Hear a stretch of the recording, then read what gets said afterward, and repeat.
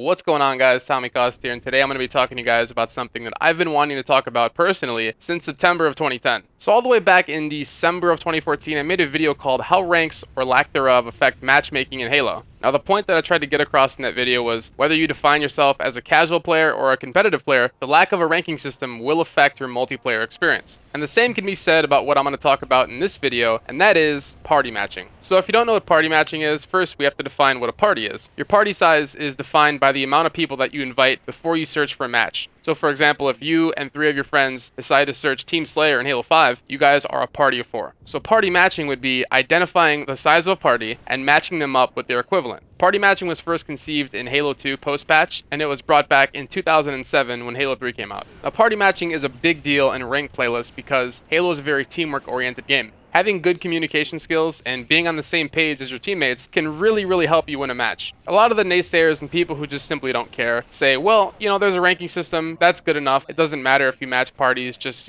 get some friends. But ironically, those people don't seem to have an answer for why Halo is in the situation that it's in. Does Halo sell well every time a new game comes out? Of course, it's Halo. But the one common denominator among Halo games is that every year they seem to get worse and worse population-wise. Most people, when they think of a successful game, they think of how much revenue it generated. But when I look at the success of a video game, I think of longevity and population. Halo 2 and Halo 3 were by far the most successful Halo games in terms of maintaining a population. Now, I'm not trying to make the implication that because parties don't match parties, that's why Halo is in the situation that it's in, but instead what I'm trying to convey is that parties matching parties is what's fair, and there's a strong correlation between a good matchmaking system and population longevity. Think of it like this: if you search matchmaking alone and you match a full team of 4 who are all on the same page, have their opening rushes down in the pregame lobby, they're willing to call out, they're willing to coordinate pushes, and they know what they have to do to get the win. And on the flip side, your teammates don't have mics, they might not care if they win or lose, they're just playing the game. Who do you think is going to get the win? You and your 3 randomly assigned teammates, or the team of 4 with chemistry?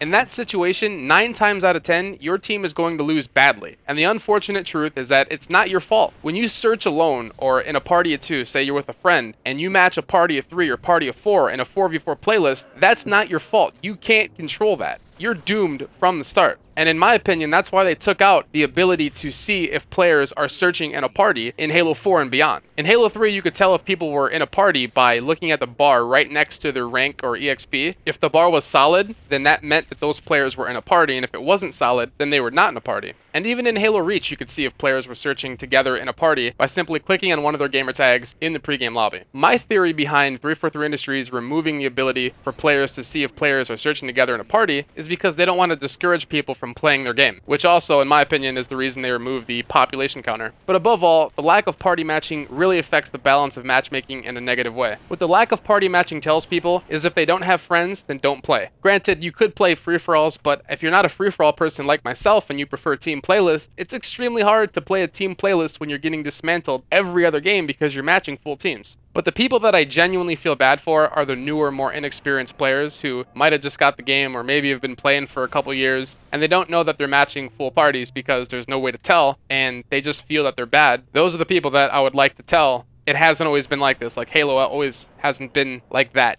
And the one thing that I do understand is that the population isn't where it used to be, and I understand that if party matching was a thing, parties of 3 and 4 would have to wait a little longer for matches, but I do really think that players would appreciate party matching if it was implemented, especially the people who like to search by themselves or maybe with a friend, and in return, matches would be a lot less lopsided, and I think that could actually promote growth in the Halo community, and people would want to play the game regardless of how they felt about certain mechanics such as sprint, clamber, whatever. I believe that a lot of players can overlook things that they dislike about a game if matchmaking was a little more balanced. But let me know what you guys think about this in the comments. I'm really intrigued by this. I think that party matching, or the lack thereof, is something that has plagued Halo for a long time. So leave a comment, let me know what you think. As always, be sure to like, favorite, comment, subscribe. Love you guys. Peace.